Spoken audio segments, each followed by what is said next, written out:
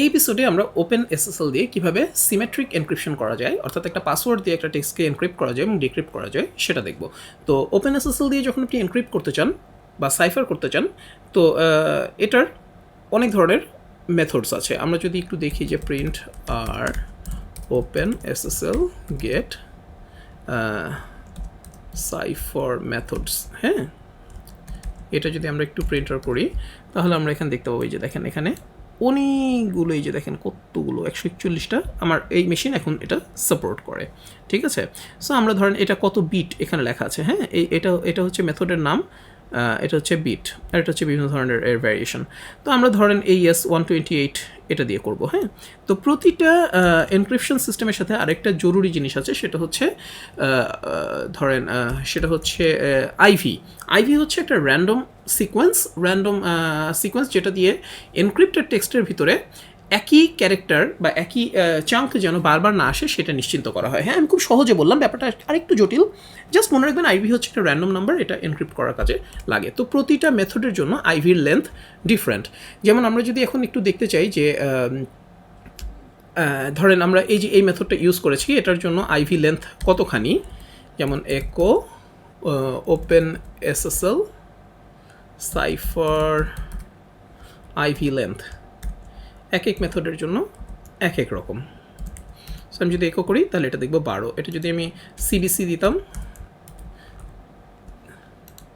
এটা রান করি তাহলে এটা হচ্ছে 16। এরকম এক এক মেথডের জন্য সাইফার আইভি লেন্থ ডিফারেন্ট, হ্যাঁ।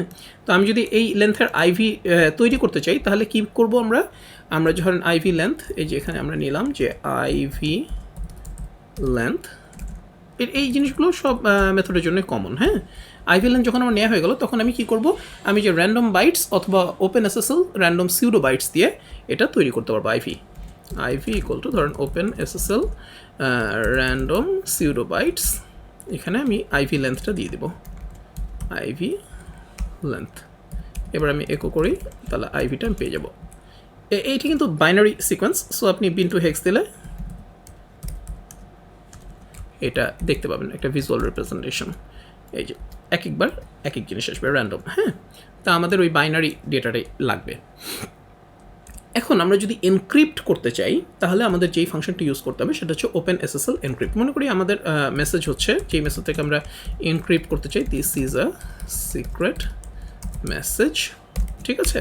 ডিক্রিপ্ট করার জন্য কিন্তু আপনার সেম আইভি লাগবে। সো আমি যদি এখন এনক্রিপ্ট করতে চাই তাহলে কি করব, তাহলে ধরেন encrypted message equal to open SSL encrypt. এর ভিতরে আমি ফার্স্টে আমার মেসেজটা বলে দেবো যাকে আমি এনক্রিপ্ট করতে চাই। এরপরে দেখেন ওই যে মেথড দেখাচ্ছে যে কোন মেথড ইউজ করব। সো আমি কোন মেথড ইউজ করব, আমি এটা ইউজ করব। তারপরে আমি কি করব, তারপর হচ্ছে আমার কি, মানে একটা পাসওয়ার্ড, ঠিক আছে। সো আমি উপরে একটা পাসওয়ার্ড রেখে দিই যে password equal to secret password. এত সিম্পল আপনারা রাখবেন না, যখন অ্যাকচুয়াল ইউজ কেসে ইউজ করবেন। তো এরপর হচ্ছে পাসওয়ার্ড, আর এরপরে কি, এরপর হচ্ছে এটা সবসময় 0 থাকবে, আর এরপর হচ্ছে আমাদের আইভি।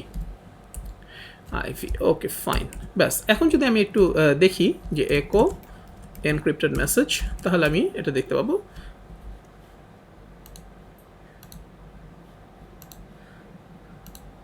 ও সরি, এটা সিসিএম ছিল না, সিসিএম। দেখেন আইভি লেন্থ কিন্তু মেলে নেই। ঠিক আছে, এবার ঠিক আছে। A tag should be provided with open SSL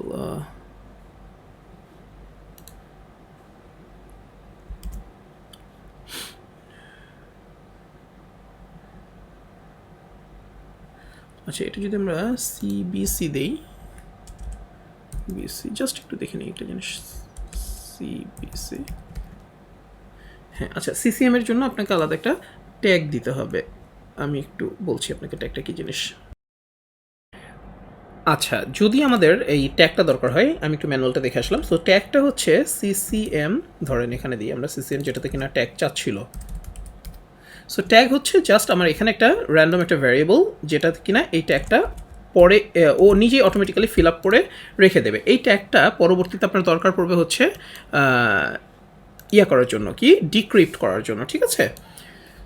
তো আমি দেখিয়ে দিচ্ছি ট্যাগটা দিয়ে কীভাবে ডিক্রিপ্ট করতে হয়। আগে নর্মালি ট্যাগ ছাড়া যেটা আমাদের ছিল যে সিবিসি, ট্যাগটাকে ধরেন এখান দিয়ে যে সিবিসি, হ্যাঁ, এনক্রিপ্ট করি। এই যে আমাদের এনক্রিপ্টেড মেসেজটা এসেছে,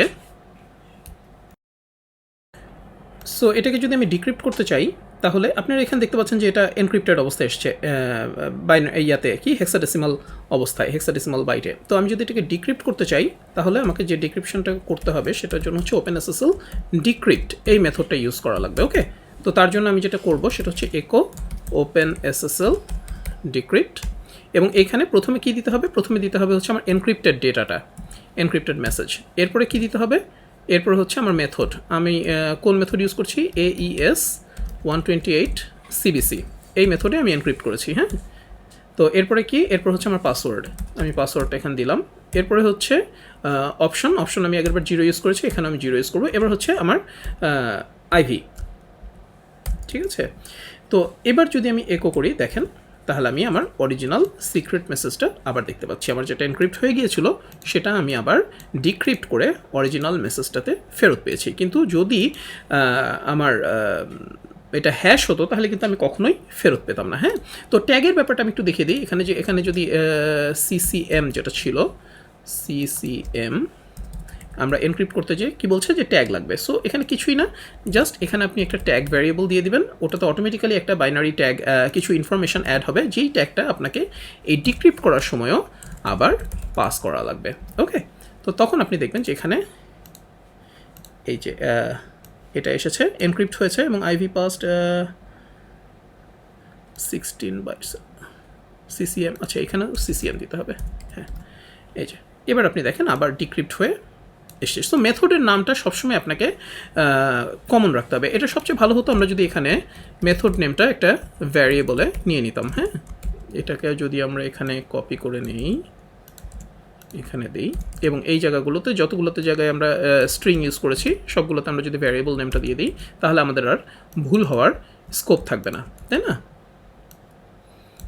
এখানে দিয়ে দিলাম, ঠিক একইভাবে এখানেও দিয়ে দিলাম, ব্যাস। এখন আমাদের আর ভুল হওয়ার স্কোপ থাকবে না। আমরা যেই মেথডই ইউজ করি না কেন তাহলে আর আমাদের ভুল হওয়ার কোনো স্কোপ নেই। এবার যদি আমি সিবিসি দিয়ে দিই, সিবিসি, তখন কিন্তু আমার আর ট্যাগ লাগবে না। সো আমি জাস্ট এখান থেকে ট্যাগটাকে রিমুভ করে দিই, এবং এখানেও এসেও ডেসক্রিপশনের ক্ষেত্রেও আমরা আবার ট্যাগটাকে রিমুভ করে দিই। এবার রান করি, এই যে ওকে, একদমই সহজ। যদি ট্যাগ চাই জাস্ট আপনি এই আইভির পরে একটা ট্যাগ দিয়ে দেবেন এবং ডিক্রিপশনের সময় ওই ট্যাগটা পাস করবেন, আর কোনো কিছুই না।